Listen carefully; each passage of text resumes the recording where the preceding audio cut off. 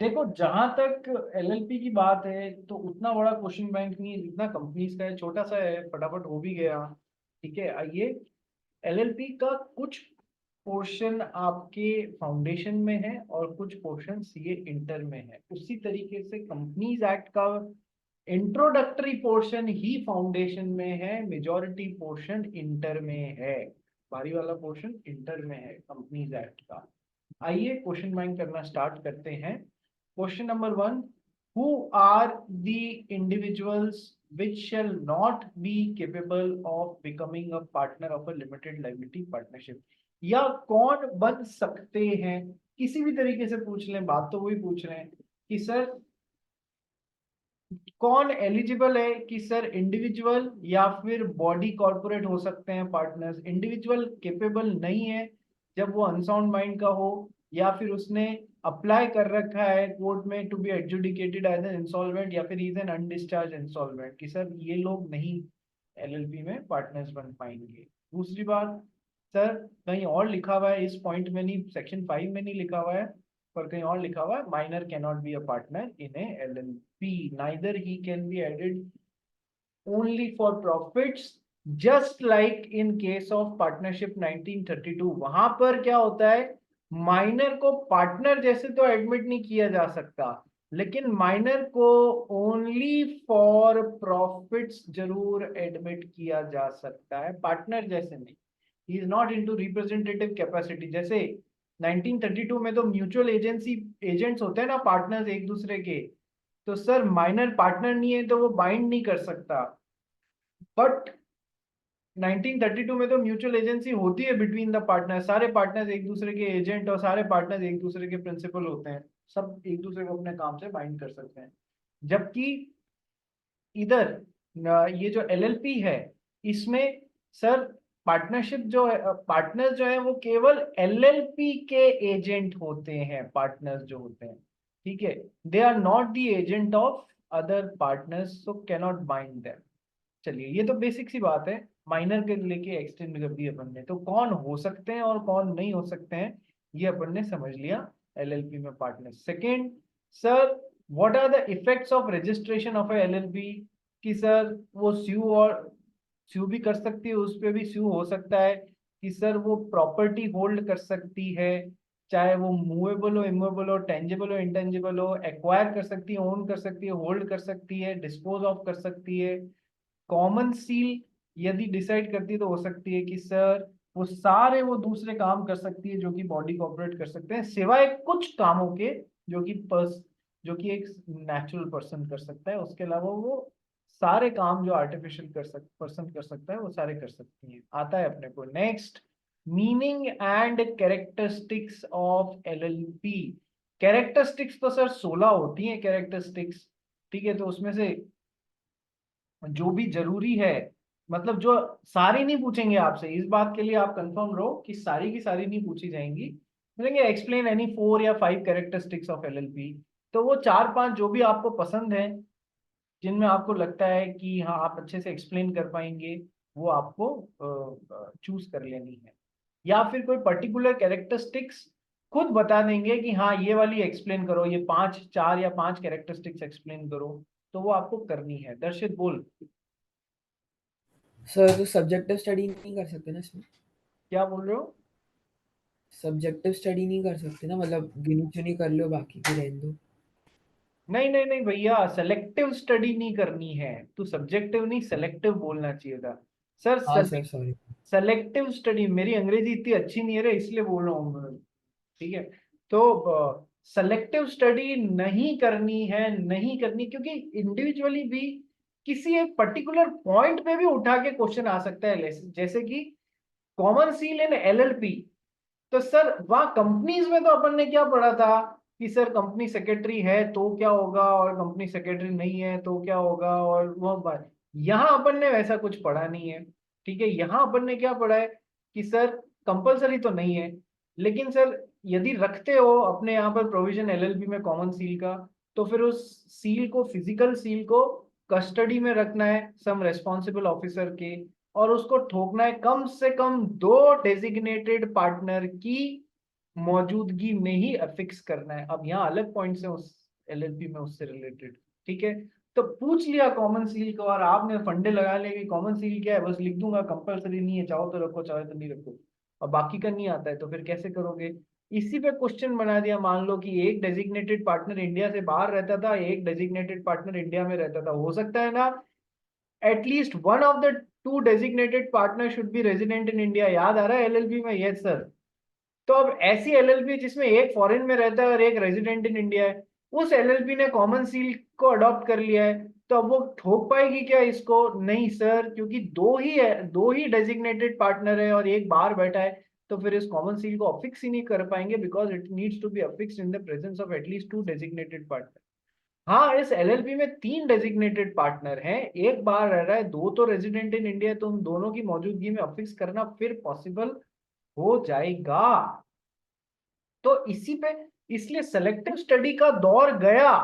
Institute ने कहीं ना कहीं इंडिकेट भी किया है फ्रॉम सितंबर 2025 पेपर्स का लेवल थोड़ा सा और बढ़ाएंगे। सेलेक्टिव स्टडी का दौर गया, एक एक चीज एक एक लाइन पे तुमको ध्यान देना पड़ेगा।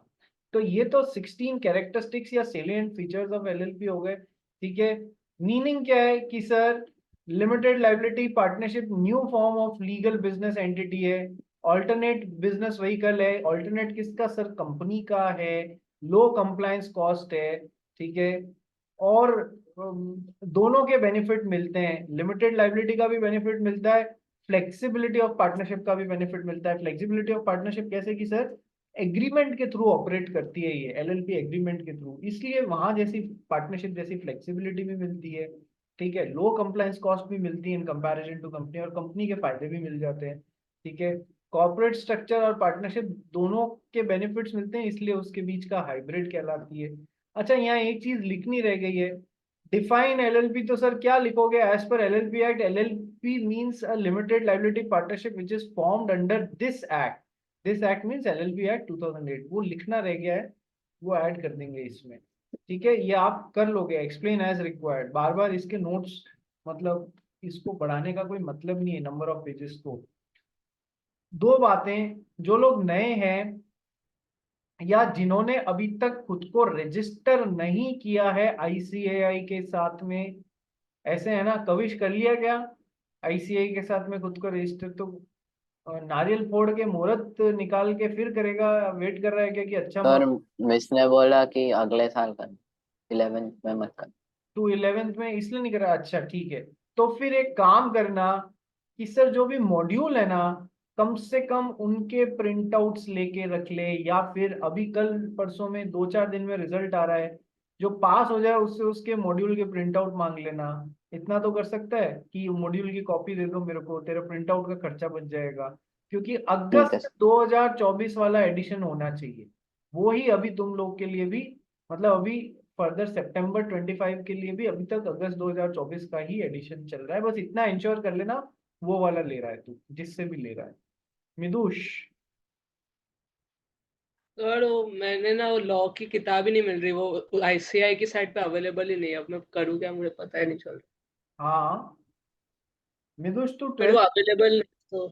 मिदुष तू 12th में है, हाँ, तो तू, तेरे को तो रजिस्टर कर लेना चाहिए ना अब, क्योंकि मैंने रजिस्टर, रजिस्टर तो कर दिया, लेकिन अब वो बुक ही अवेलेबल नहीं है तो क्या करूँ। बुक अवेलेबल नहीं है तो तेरा रजिस्ट्रेशन नंबर आ गया? हाँ, आ गया। आ गया तो ऑनलाइन लॉगिन करना अपने रजिस्ट्रेशन नंबर के साथ में, जो भी हाँ, वो प्रोसेस भी है। कर दिया। लॉगिन करेगा तो वहां पर आईसीएआई का एक बीओएस सेक्शन है, बोर्ड ऑफ स्टडीज सेक्शन। उस बोर्ड ऑफ स्टडीज सेक्शन में जाके तेरे को सब मिलेगा। स्टडी मैट की सॉफ्ट कॉपी मिलेगी, वैसे तो मैं दे ही रहा हूँ तुम लोग को, पर वहाँ ऑनलाइन भी अवेलेबल है, स्टडी मैट की सारी सॉफ्ट कॉपी अवेलेबल है। कम से कम वो तो रखो डाउनलोड करके, कोई भी जाके कर सकता है, उसमें कोई ऐसी प्रॉब्लम वाली बात नहीं है। स्टडी मैट की सॉफ्ट कॉपी है, फिर आरटीपीज हैं, रिवीजन टेस्ट पेपर्स हैं, एमटीपीज हैं, पास्ट क्वेश्चन पेपर्स दिए हुए हैं, ठीक है। तो इतना सब कुछ है तुम्हारे लिए, एक बार जाके और एक्सप्लोर तो करो ऑनलाइन, हर सब्जेक्ट के अवेलेबल हैं ये चीजें वहां पर, ठीक है। चलो, तो आईसीआई बीओएस चले जाना, ठीक है। नेक्स्ट, दर्शित तेरा क्या डाउट था? नहीं सर, मैं ये कह रहा था कि आप कॉल सेंटर में कॉल करते हो ना, सो हाँ उनके पास उनका कुछ स्पेशल कुछ रहता है, सो आपको वेबसाइट पे तो दिखाएगा कि अवेलेबल नहीं है, लेकिन आप उनको बोलोगे मुझे एलिजिबल मतलब फ्री वो चाहिए बुक्स, वो फ्री बुक्स हाँ मिलती है ना फर्स्ट टाइम पे, सो हाँ। वो आपको खुद ऑर्डर करके देते हैं, मतलब आपको हेल्प करते हैं। तो एक एक काम करना, अपने फ्रेंड्स को एक ही बार साथ में बैठ जाना और एक प्रोसेस किसी के सामने उसके लिए करके बता देना।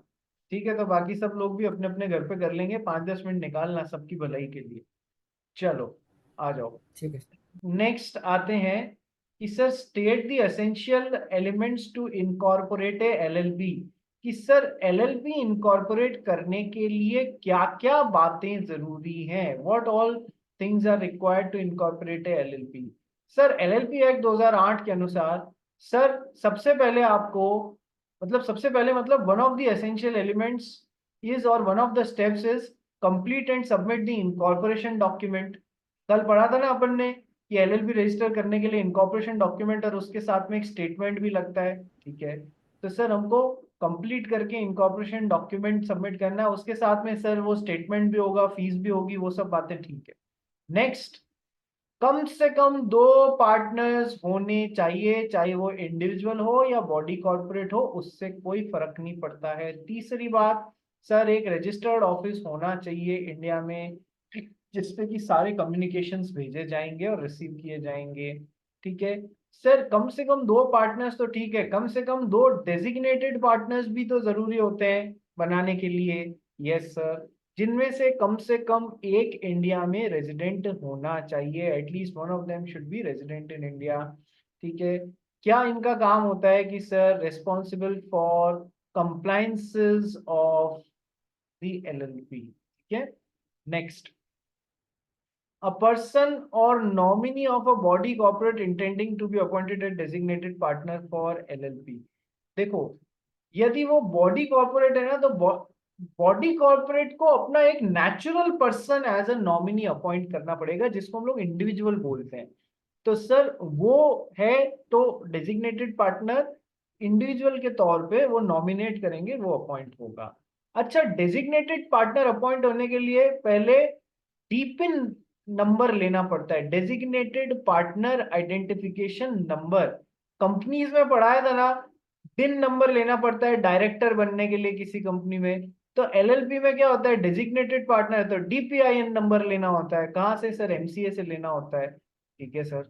सर ये कहाँ पढ़ा था अपन ने, जब अपन एलएलपी और कंपनीज के बीच में डिफरेंस कर रहे थे, या एलएलपी और पार्टनर नहीं, एलएलपी और कंपनीज के बीच में डिफरेंस कर रहे थे, तो अपन ने पढ़ा था कि वहां डायरेक्टर बनने के लिए डिन नंबर या डीपीआईएन नंबर लेना पड़ता है, ऐसा मेरे को याद आ रहा है। नेक्स्ट सर, अभी तक क्या क्या पढ़ा कि सर कम से कम 2 पार्टनर्स होने चाहिए, एक रजिस्टर्ड ऑफिस होना चाहिए, कम से कम 2 इंडिविजुअल्स होने चाहिए, मतलब कम से कम दो डेजिग्नेटेड पार्टनर्स होने चाहिए जो कि इंडिविजुअल्स होने चाहिए। यदि कॉर्पोरेट है, बॉडी कॉर्पोरेट है एलएलपी में पार्टनर, तो वो उसका नॉमिनी अपॉइंट होगा जो कि इंडिविजुअल होगा। Sir incorporation document along with required fee और एक स्टेटमेंट जो है वो भी अपने को देना पड़ेगा। सर उसके बाद में सर पार्टनरशिप, आपको नेम भी तो रिजर्व कराना पड़ेगा अपना, सर वो भी रिक्वायरमेंट है। और सर जब आप इनकॉर्पोरेट हो जाएंगे उसके बाद में आपको एक पार्टनरशिप एग्रीमेंट भी जमा कराना पड़ेगा। पार्टनरशिप एग्रीमेंट क्या होता है कि सर एलएलपी के पार्टनर्स के बीच में और एलएलपी और पार्टनर्स के बीच में जो भी रिलेशनशिप है वो यहाँ से गवर्न होगा। तो सर ये 6-7 चीजें जरूरी हैं किसी भी एलएलपी को इनकॉर्पोरेट करने के लिए।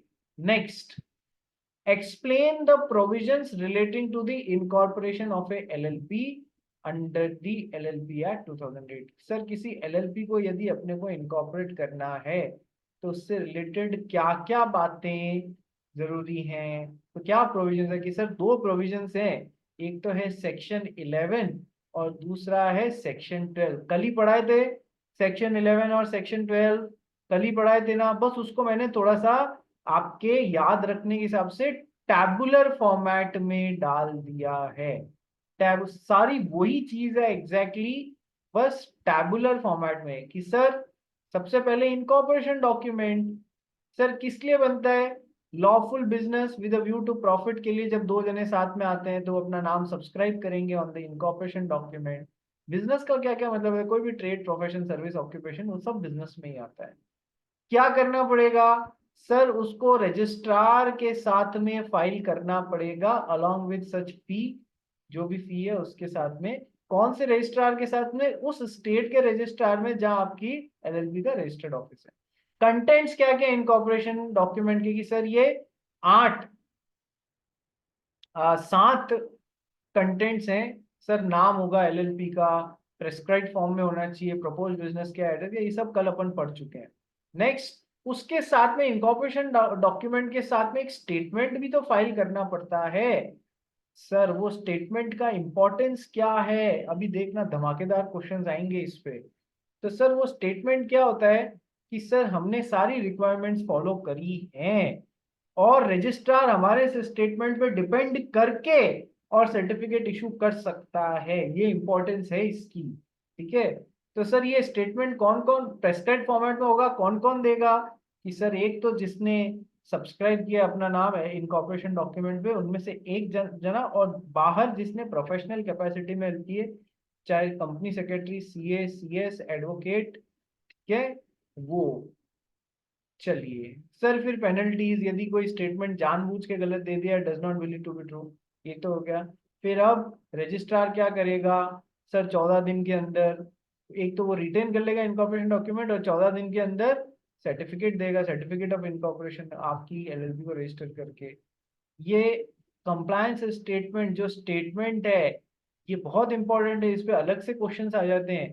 The registrar may accept the, जो इनकॉर्पोरेशन डॉक्यूमेंट के साथ में स्टेटमेंट देते हैं ना कि हमने सब कुछ कंप्लाई किया है, एक्ट और रूल्स एलएलपी के सारे इस एलएलपी को बनाते हुए, तो registrar may accept the compliance statement delivered under section 11 as sufficient evidence. वो मान के चल सकता है तुम्हारे कंधे पे बंदूक रख के, that the requirement as to subscription of names has been complied with। सारी रिक्वायरमेंट पूरी कर ली गई है। और what is the importance of certificate of incorporation of LLP? कि sir it's a conclusive evidence, जिससे कि कोई भी मान सकता है कि एलएलपी इनकॉर्पोरेट हो गई है, एक आर्टिफिशियल पर्सन का जन्म हो गया है, किस नाम से? जो नाम उस एलएलपी सर्टिफिकेट, उस इनकॉर्पोरेशन डॉक्यूमेंट में है। ठीक है, ये सब बातें ध्यान रखने की, उसी को टैबुलर फॉर्मेट में सेक्शन 11 और 12 को डाल दिया मैंने। नेक्स्ट, एलएलपी और पार्टनरशिप फॉर्म के बीच में डिफरेंस कर लोगे, कोई प्रॉब्लम नहीं है। एलएलपी और कंपनी के बीच में डिफरेंस, वो भी कर लोगे। एलएलपी और कंपनी के बीच में डिफरेंस, वो भी कर लोगे। आओ नेक्स्ट क्वेश्चन पे चलते हैं। Who is a designated partner? तो सर दोनों बताना है, 21J भी बताना है और सेक्शन 7 भी बताना है। 21J तो बोलता है designated partner means any partner designated as such pursuant to section 7। तो सर सेक्शन 7 क्या बोलता है अकॉर्डिंग टू सेक्शन 7 की सर कम से कम 2 डीपीज होने चाहिए, लेकिन यदि दोनों बॉडी कॉर्पोरेट हैं पार्टनर्स तो फिर वो नॉमिनी अपॉइंट करेंगे जो कि एक इंडिविजुअल होगा। सर उन दो में से कम एक रेजिडेंट इन इंडिया होना चाहिए। रेजिडेंट इन इंडिया का मतलब बताना है 120 दिन इंडिया में रहा हो during financial year. Previous financial year नहीं लिखा है, इसलिए प्लीज आप भी लिखने का कष्ट न करें एलएलपी में।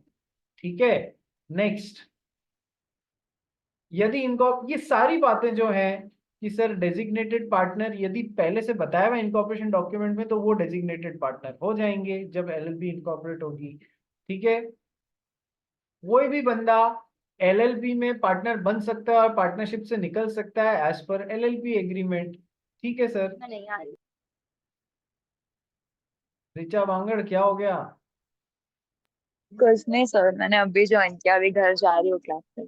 अच्छा रास्ते में, ठीक है। हाँ सर। चलिए नेक्स्ट, सर कोई बंदे को डेजिग्नेटेड पार्टनर बनना है, ठीक है, to become eligible to be appointed as designated partner individual needs to fulfill such conditions and requirements as may be prescribed। ये शायद हमने टेक्स्ट में नहीं पढ़ा है, शायद हमने ये टेक्स्ट में नहीं पढ़ा है क्योंकि है नहीं, ये हटा लिया गया था वहां तुम्हारे मॉड्यूल से, ये इंटर में साइड में शायद डाल दिया है। नेक्स्ट, सर हर डेजिग्नेटेड पार्टनर को डेजिग्नेटेड पार्टनर बनने से पहले DPIN नंबर लेना जरूरी है। कौन देगा? मिनिस्ट्री ऑफ कॉर्पोरेट अफेयर्स देगी। ठीक है, और लास्ट पार्ट जो मॉड्यूल में बिखरे हुए तरीके से आया हुआ है उसको अपने अपने मर्जी से लिख दिया। अच्छा, डेजिग्नेटेड पार्टनर कितने, क्यों, कैसे, ये सब तो, पर सर काम क्या करते हैं sir? Designated partners are primary responsible for completing the compliances of the on behalf of the LLP. ठीक है, तो ये सारी चीजों को अलग अलग जगह से अपन एक जगह लेके आए हैं। डेजिग्नेटेड पार्टनर पे क्वेश्चंस आते हैं। नेक्स्ट क्वेश्चन पढ़ो, क्वेश्चन नंबर 7। दर्शित अग्रवाल आप पढ़ो। LLP is an alternative corporate business form that gives the benefit of limited liability of a company and the flexibility of a partnership. Explain. Sir ये तो आप बता ही दोगे, फ्लेक्सिबिलिटी ऑफ पार्टनरशिप कैसे? कि सर जैसे 1932 वाली पार्टनरशिप में पार्टनरशिप एग्रीमेंट से फ्लेक्सिबिलिटी मिलती है कोई भी काम कर लेने की, तो सर वैसे ही फ्लेक्सिबिलिटी यहाँ पर भी मिलेगी, नंबर 1। नंबर 2 कि सर आप अपना ऑर्गेनाइजेशन स्ट्रक्चर और ऑपरेशन जिस तरीके से मैनेज करना चाहे, राइट्स एंड ड्यूटीज जो भी पार्टनर्स की आपस में रखना चाहे, वो सब उस एलएलपी एग्रीमेंट के थ्रू मैनेज हो जाएगा। ठीक है, और वहां पर जो पार्टनरशिप में दिक्कत होती थी अनलिमिटेड लाइबिलिटी, वो भी नहीं होगी, क्योंकि अब आप लिमिटेड लाइबिलिटी कंपनी का बेनिफिट आपको मिल जाएगा, इसलिए कोई दिक्कत वाली बात नहीं है। तो ये तो आप आराम से सब खूब बार बताया हुआ है। What is the advantage of LLP format? कि सर 8 एडवांटेज है। इजी टू फॉर्म है, इजी टू डिसॉल्व है, लेस कंप्लायंस है in compare to a company. Sir LLP agreements are customised according to the needs of the partners. तो ये इतना customisation company में नहीं मिलता है। ऑर्गेनाइज्ड फॉर्म है and operates on the basis of agreement. हाँ बिल्कुल ऑर्गेनाइज्ड है। पार्टनरशिप 1932 वाली बिना रजिस्ट्रेशन के भी बन सकती है और रजिस्ट्रेशन के साथ में भी बन सकती है। तो बिना रजिस्ट्रेशन वाली कैसी हुई सर? अनऑर्गेनाइज्ड हुआ, सब हैजार्ड वे में चल रहा है। तो एलएलपी तो सर रजिस्ट्रेशन और इनकॉर्पोरेशन के बिना बन ही नहीं सकती। तो सर डेफिनेटली यहाँ पर सारी चीजों को ऑर्गेनाइज्ड वे में ही चलना पड़ेगा। ठीक है, चलिए आइए next. Flexible capital structure as against a company, there is no minimum capital requirement in LLP. वैसे कंपनी में भी नहीं होती है, ये बात ध्यान रखना। ठीक है, next. Dissolution procedures are easy when compared to company, provides flexibility without imposing detailed legal and procedural requirements, and liability of partners is limited to the extent of contribution made to the LLP except in case of willful fraud। तो ये सारे उसके advantages हैं LLP format adopt करने के। Differences कर ही लिए, आ जाओ नेक्स्ट पे चलते हैं। क्वेश्चन नंबर 10 पढ़ना यार। State the rules regarding registered office of a limited liability partnership and change therein as per provisions of LLP.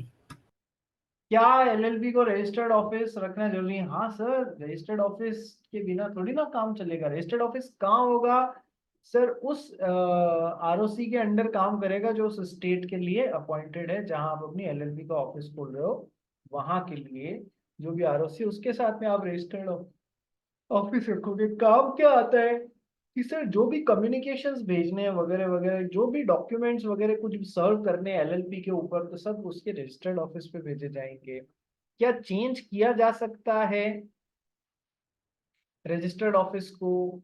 हाँ सर, चेंज किया जा सकता है। वो चेंज कब से इफेक्टिव होगा सर? जब से इस बात की जानकारी आपने रजिस्ट्रार के पास में फाइल करी है तब से इफेक्टिव होगा, उससे पहले से ना होगा। सर यदि डिफॉल्ट इन कंप्लाइंग है तो ये 500 और 50,000 और 500 और 50,000 वाला रूल बताया है ना आपको। 500 और 50,000, 500 और 50,000 हर जने पे, एलएलपी पे भी, हर पार्टनर पे भी। ठीक है, चलिए नेक्स्ट। क्या एलएलपी को क्या प्राइवेट कंपनी को, अनलिस्टेड पब्लिक कंपनी को और पार्टनरशिप फर्म को एलएलपी में कन्वर्ट किया जा सकता है? हाँ sir, as per LLP act 2008 second schedule, third schedule और फोर्थ शेड्यूल डील करते हैं conversion of first of all partnership firm into LLP. सबसे देखो, छोटे से बड़ा रखना तो तुमको अपने आप याद हो जाएगा कि सर सेकंड शेड्यूल, सबसे छोटी पार्टनरशिप फर्म, उसको एलएलपी में कन्वर्ट कर सकते हैं।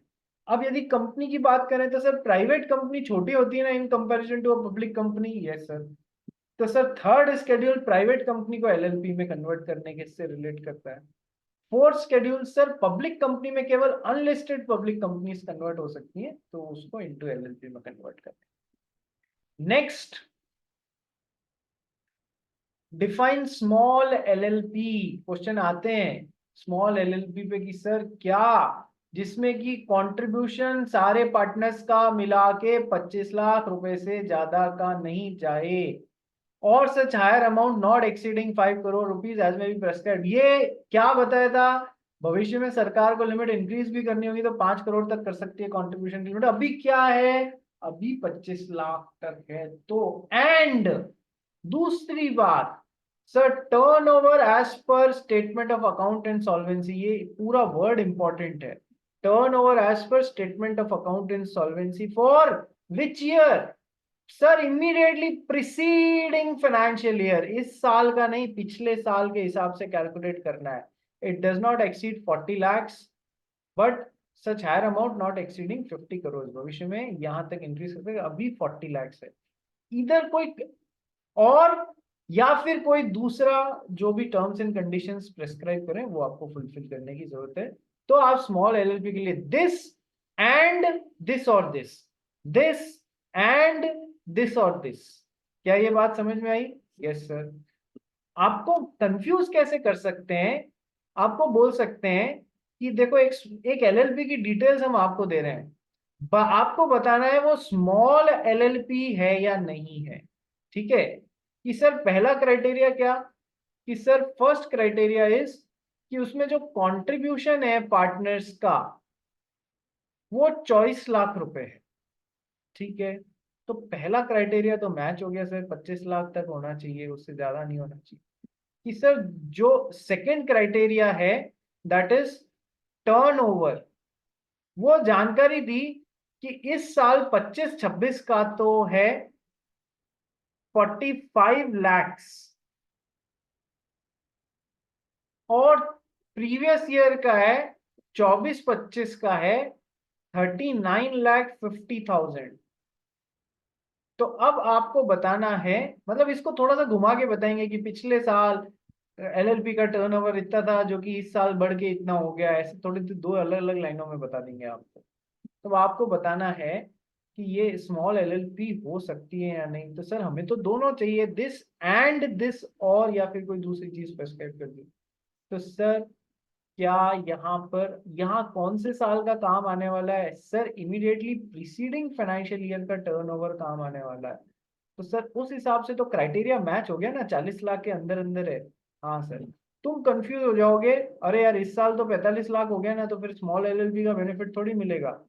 तुमको ध्यान क्या रखना है, इमीडिएटली प्रीसीडिंग फाइनेंशियल ईयर का turnover as per statement of accounts and solvency वो है, वो उठाना है। क्या ये बात समझ में आ गई? क्या ये बात समझ में आ गई? Yes everyone. आज वीडियो ऑन नहीं किए रे, सुहान गोयल, देवांश, कविश, जश शाह, एंसल फर्नांडिस, वीडियो ऑन नहीं किए। देवांश समझ में आया कहाँ कहाँ फंसा सकते हैं? आपको बोलेंगे कि as per statement of account and solvency तो 39,50,000 है टर्नओवर, और बोल देंगे कि वैसे एलएलपी का टर्नओवर 41 lakhs है। अपने को कौन सा लेना है, ये वाला लेना है जो as per statement of accounts and solvency, तो फंसना नहीं है। ठीक है, चलिए आ जाइए। तो स्मॉल एलएलपी पे क्वेश्चंस आए हैं, अच्छा सब पे आए हैं, ऐसा नहीं है कि नहीं है। स्मॉल एलएलपी थोड़ा लगता है हाँ आने लायक चीज है। Next, extent of liability of partner of LLP, sir किस हद तक कि sir he is liable only. पहली बात तो सर एलएलपी के पार्टनर की लाइबिलिटी कितनी होती है, only to the extent of his agreed contribution he can be made liable. जितना उसने कंट्रीब्यूशन देने का वादा किया है या दिया है एलएलपी में, उतने तक ही लायबल बना सकता है। Number 1 liability. Second, except in case of wilful fraud he is having unlimited liability. इतना तो आपको आता है। ठीक है, अब सर अपने को क्या और देखना है कि सर कई बार इस क्वेश्चन को अपोजिट तरीके से पूछते हैं, क्या कि सर क्या एलएलपी का एक पार्टनर एलएलपी अपने पार्टनर के द्वारा किए गए काम के लिए रिस्पॉन्सिबल होती है क्या? क्या एक एलएलपी अपने किसी पार्टनर के द्वारा किए गए काम के लिए रिस्पॉन्सिबल होती है क्या? तो आपको बोलना है every partner is considered as an agent of the LLP. Partner is considered as the agent, he is the agent, and LLP is considered as the principal. So can agent bind the principal for the acts done on behalf of LLP? Yes sir, agent can always bind the principal for the acts done on behalf of principal with the third party. बिल्कुल, partner LLP को ही तो represent कर रहा है, तो वो bind कर सकता है। ठीक है, आइए पढ़ते हैं। Every partner of LLP is for the purpose of businesses of the LLP and agent of the LLP but not of other partner. देखो इसमें समझने वाली बात है, एलएलपी के पार्टनर ने, ये एलएलपी है, ये एलएलपी का पार्टनर है, एलएलपी के पार्टनर ने for the purpose of business of the LLP यदि कोई काम किया है, for the purpose of business of the LLP कोई काम किया, तो उससे एलएलपी बाइंड होगी। अच्छा, वो नाम एलएलपी के, वो काम जो पार्टनर ने किया वो एलएलपी के नाम पे करना भी जरूरी है, ये भी बात समझिएगा। एजेंट यदि मतलब उसको वो काम एलएलपी के बिजनेस के लिए किया है, ऐसे तो पार्टनर ने 2500 काम किए होंगे, कहीं से जाके 50 लाख रुपए उधार ले लेगा, फिर कहेगा अरे मैं तो एलएलपी के बिहाफ पे कर रहा था। अरे तूने for the business of LLP किया क्या? नहीं ना, पर्सनल लेवल के लिए किया ना, तो इस पर्सनल 50 लाख रुपए उधार लेने के लिए एलएलपी थोड़ी ना बाइंड हो जाएगी। तो सर एलएलपी के बिजनेस के लिए जो भी काम किया गया है, ठीक है, for the purpose of business of the LLP partner ने जो भी काम किया है उसके लिए वो एजेंट ऑफ एलएलपी है, उससे एलएलपी बाइंड होने लग जाएगी। Plus every partner is not the agent of other partners, ये भी ध्यान रखना, म्यूचुअल एजेंसी का फंडा यहाँ पर चलता नहीं है। Next, the liability of the partners will be limited to their agreed contribution in the LLP, such contribution may be of tangible और इंटेंजिबल नेचर और बोथ, ये तो अपन पहले भी पढ़ चुके हैं। Sir agreed contribution except in case of wilful fraud, wilful fraud है तो वहां पर अनलिमिटेड लायबिलिटी हो जाएगी पार्टनर्स की। Next question is sir explain the provisions pertaining to name of LLP and change of name of LLP as per LLP Act। Sir आपको LLP के नाम से रिलेटेड क्या प्रोविजन है, परसों ही पढ़े अपन ने। सर नाम को रिजर्व करने से रिलेटेड क्या प्रोविजंस हैं, और change of name of LLP sir कैसे, ये सब अपन ने डिटेल में पढ़ा हुआ है, इसको वापस रिपीट नहीं करूंगा मैं। नेक्स्ट, अलग से क्वेश्चन पूछा हुआ है नाम पे, क्या under what circumstances a LLP is compulsorily required to change its name.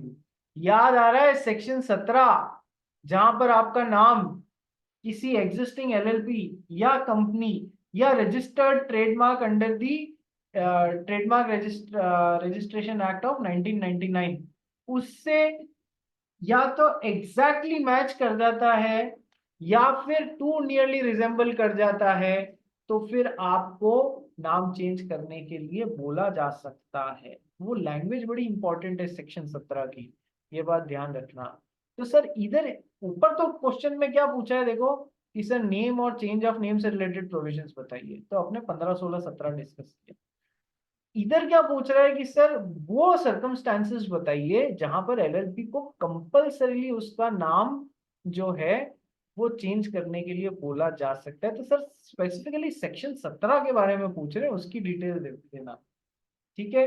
Also explain the compliance requirement following the change of name, कि सर फिर क्या क्या करना पड़ता है वो भी बताइएगा, कि सर फिर वो अपना नाम चेंज करेगा, उसके साथ में ऑर्डर की कॉपी लगा के आरओसी को, रजिस्ट्रार को भेजेगा, जो कि फिर अपना नाम उतने दिन में चेंज कर देगा, फिर आपको अपना एलएलपी नया आपको वो सर्टिफिकेट ऑफ इनकॉर्पोरेशन इशू करेगा, फिर आपको अपना एलएलपी एग्रीमेंट में सब जगह अपना नाम चेंज करना है, ठीक है। और यदि आपने जबरदस्त नहीं किया तो आपसे जबरदस्ती करवाया जा सकता है, और जबरदस्ती करवाने का ये मतलब नहीं है कि आप बाद में अपना नाम चेंज नहीं कर सकते, आप कर सकते हो।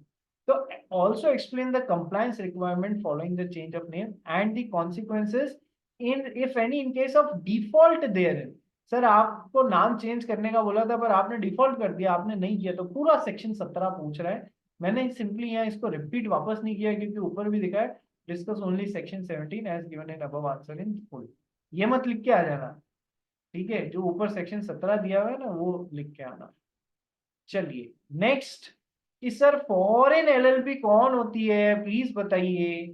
तो सर फॉरेन एलएलपी वो होती है कि सर ऐसी लिमिटेड लायबिलिटी पार्टनरशिप जिसको कि फॉर्म्ड इनकॉर्पोरेटेड या रजिस्टर किया गया आउटसाइड इंडिया, लेकिन which has established a place of business with in India, ठीक है, वो फॉरेन एलएलपी कहलाती है। फॉरेन एलएलपी एक इंडियन एलएलपी में पार्टनर भी बन सकती है, उसमें कोई दिक्कत नहीं है।